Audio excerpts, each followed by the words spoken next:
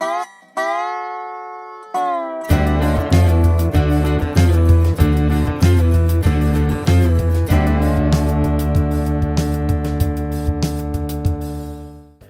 the Latter-Rain revival began to spread throughout the United States and Canada, William Branham's fame also began to spread. At risk of being caught in the middle of religious argument, Branham tried to distance himself from the Latter-Rain movement when speaking to specific crowds. It was quickly causing a major split in Pentecostalism. Many of his invitations and business associates were deeply involved with the new order of the Latter-Rain, and he could not simply abandon them. From a business standpoint, it would have seemed foolish not to ride the wave. Latter-Rain was growing increasingly popular among some fundamentalists, even while under scrutiny, and the Latter-Rain revivals were still filling tents and auditoriums. New leaders quickly emerged. Careers were being launched through just a prophecy and the laying on of hands. New teachers emerged, fueling the flame ignited by Branham's Canada meetings and the Sharon Orphanage support. Branham's teachings on prophecy, dispensationalism, restoration, and judgment quickly spread throughout the movement. It did not take long to notice that many of the churches that William Branham frequented were also Latter-Rain churches. Nor did it take long to recognize the fact that many familiar names were spreading the new and unusual theology that William Branham himself was creating or copying from others. New churches were being created and named after the movement, with Latter-Rain in their names. Many Latter-Rain churches sponsored Branham's campaigns in major cities. As time progressed, Latter-Rain became known as the message of the end time, and the movement's theology became known as the Latter-Rain message. Missionaries began to share the Latter-Rain message with other countries. Before long, Latter-Rain message became a popular topic, and with that message, rejection of mainstream religion became popular among its participants. I found a document at the Fuller Theological Seminary listing the papers from the office of Reverend Joseph Matson Bozay. Joseph Matson Bozay, a close friend and business associate of William Branham, was a heavy promoter of the Latter-Rain when speaking in his Philadelphia church in Chicago and through his newsletter, The Herald of Faith. Among the documents was a collection of sermons and manuscripts directly related to the Latter-Rain. Interestingly, a number of Branham's sermons were chosen by Matson Bozay as important to the Latter-Rain. 15 manuscripts from the years 1956 through 1962 are included in the list that Matson Bozay composed. A letter to the editor of the Windsor Star from an excited participant in the Latter-Rain set the stage for a theme that would run throughout a number of William Branham's sermons. In August of 1949, William Branham held a series of meetings in Windsor, Ontario. As his faith-healing fame quickly spread, critics like James Randi quickly arose, questioning Branham's healing power. These questions rang even louder since numerous faith healers in the Latter-Rain and Voice of Healing revivals were using prayer cards for discernment. This letter from a believer sounded very much like a letter from a promoter of the meetings. I noticed that the author of the letter qualified their statements concerning the healing, just as William Branham and F. Bosworth were accustomed to doing.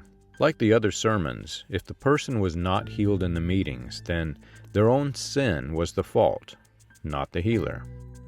Branham himself must have known that the letter, which was intended to attract crowds, would also attract critics who were aware of his current track record in healing. To halt the critics, Branham introduced a story, repeated often, about a pastor who questioned his abilities in the Windsor meeting. Branham claimed that the man wrote a disease on his prayer card that he did not have, and was struck to the floor by God. In 1953, he claimed that the man was given the disease that he wrote, tuberculosis, which he would suffer with for the rest of his life. In 1956, Branham claimed that the man did not fall to the floor. Instead, he ran screaming. In 1957, Branham claimed that the man died a year later. Parts of the recording were missing or unintelligible. Later in 1957, Branham claimed that the man also got cancer and that he did not die. He was still alive in critical condition.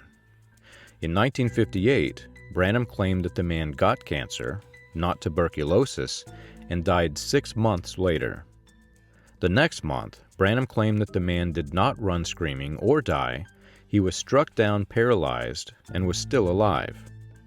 In 1961, he claimed that the man was not alive, but died 6 weeks later. I knew that it was highly unlikely that I would ever find out the truth about what happened in Windsor if I was even able to discover any evidence at all. But I also knew that if the story was used to silence critics as early as 1950, the divisions caused by latter rain were significant. I thought back to LeRoy and Paul Kopp from the video used to promote the message, 20th Century Prophet. This video was frequently used when recruiting converts to the message, and it was made about the time that latter rain was strongly rebuked by many Christians as heretical. It seemed all too coincidental that the Windsor story and the Kopp's promotion of Branham would emerge during this time period. I wanted to learn more about the Reverend Kopp. LeRoy Kopp was a minister from Brown County, Kansas. In 1914, shortly after marriage, he became mentally ill. He was sent to a sanitarium, but physicians had a difficult time in keeping him under control. He'd escape, get thrown in jail, and then return to medical supervision. He was a minister in the United Brethren Church, the denomination that Branham appears to have been affiliated with when he married Meta Broy and was working with E. Howard Cadle. LeRoy Kopp was ordained a pastor while he was still in high school. By 1915, he was released from mental health supervision and started working as an evangelist. Apparently, his ministry paid well. Shortly after starting his ministry, he purchased the Hamlin Reporter newspaper and announced that he would be changing the direction of the news that was published. He stated that he did not approve of the news that was published in the Hamlin Reporter, and he said, quote, "If we continue printing the Reporter, we will not advertise anything but what we feel is honest and upright, and we will not even insert news which we feel is of a degrading sort." In 1916, he started preaching a doomsday version of Christianity. LeRoy's religious newspaper was not well respected, and competing newspapers let him know about it. They said that he was right, judgment was coming, just not in the way in which he claimed. One newspaper read, "Reverend LeRoy Kopp is experiencing some trouble in keeping his religious paper going. He has no job office, and not many people care to pay the price for a paper devoted to a particular form of religion. But the reverend gentleman believes the Lord will help him if his faith is strong enough, so he will move the paper to Fairview, and he has sold part of his household furniture to pay the cost." Not long after, LeRoy moved to Auburn, Nebraska. He and his family auctioned off part of his belongings, packed up, and left town. This was the first of a series of moves and changes in his life. LeRoy moved to Los Angeles, joined the Foursquare Gospel, of which Herrick Holt, creator of the Sharon Orphanage sect, was affiliated, became an evangelist, and moved to Wichita. As part of the Foursquare Pentecostal movement of the 1930s, LeRoy's church held speeches defending the faith healers. Before long, he was touring the country, holding revivals himself. By 1936, LeRoy rose through the ranks to become vice chairman of the Angelus Temple Evangelists, a leader in the Foursquare sect. About the time Reverend Roy E. Davis and William D. Upshaw moved to the San Bernardino area, LeRoy started broadcasting on the radio. In the late 1940s, LeRoy became pastor of the Los Angeles Calvary Temple. He added a grade school to the temple's ministries and the United Fundamentalist Bible Institute. The temple would be host of multiple Branham campaigns in Los Angeles. As a chairman of the revival committee, LeRoy was in the perfect position to promote the prophet. But LeRoy was not the only evangelist in the Kopp family. His brothers Vernon and Paul were also evangelists. Vernon worked as a missionary stationed in Africa. In connection to research about the message movement, however, his brother Paul Kopp was far more interesting. In 1943, Paul Kopp was in San Francisco. By the time Davis and Upshaw set up camp for the Usher Davis Children's Orphanage, however, Paul Kopp was in San Bernardino, California.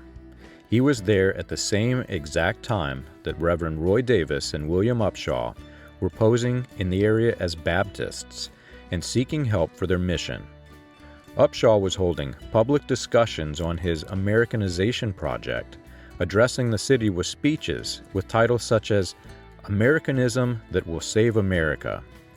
During this time, Paul Kopp pastored the First Baptist Church. In August of 1943, the San Bernardino Sun announced the orphanage scheme that Davis and Upshaw started, which appears to have been a front for the Ku Klux Klan funding. Upshaw himself was in charge of Americanization and was soliciting involvement from the Baptist community, which Paul Kopp was affiliated. It was during the time of this Americanization scheme that Paul Kopp was asked to step in as interim pastor of the First Baptist Church of San Bernardino. There is no doubt that Kopp would have been involved with Upshaw's Americanization efforts. Not only was Kopp the interim pastor of the Baptist Church, Kopp was also affiliated with the Los Angeles City Baptist Mission Society and with the Women's Christian Temperance Union, which William Upshaw and his second wife Lily Galloway were deeply involved. Galloway was the president of the organization. It seems very unlikely that Paul Kopp was not aware of the highly publicized court trial involving Davis and Upshaw. Newspapers were filled with details, and it would have been the talk of the town. Roy E. Davis, William Upshaw, and Lily Galloway were the center of attention. Yet the former Congressman Upshaw would have been actively engaged with Paul Kopp's church while working with Davis to help build the next wave of the Ku Klux Klan. Paul Kopp and his brother LeRoy helped promote William Branham's ministry with a short film, 20th Century Prophet. I paused to catch my breath.